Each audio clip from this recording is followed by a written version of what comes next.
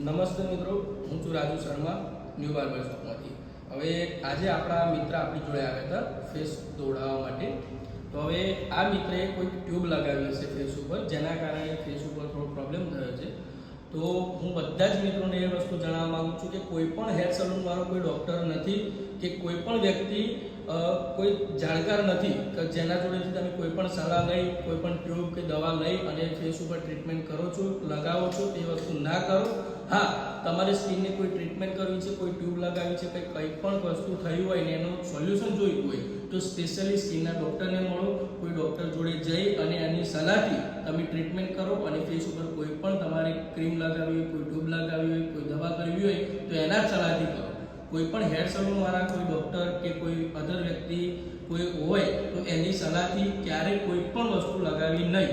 આ ખાસ ધ્યાન રાખજો, કેમ કે આ ભાઈને જે પ્રોબ્લેમ થયો એ એવા ઘણા પણ પ્રોબ્લેમ બહુ બધા વ્યક્તિઓને થતા હોય છે.